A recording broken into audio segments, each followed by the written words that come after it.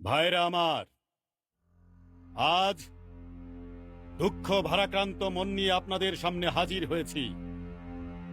আপনারা সবই জানেন এবং বোঝেন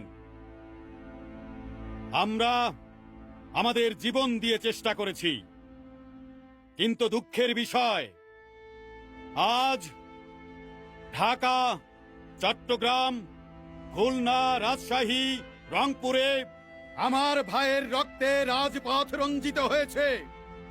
আজ বাংলার মানুষ মুক্তি চায়, বাংলার মানুষ বাঁচতে চায়, বাংলার মানুষ তাদের অধিকার চায়। এবারের সংগ্রাম আমাদের মুক্তির সংগ্রাম, এবারের সংগ্রাম স্বাধীনতার সংগ্রাম। মনে রাখবা,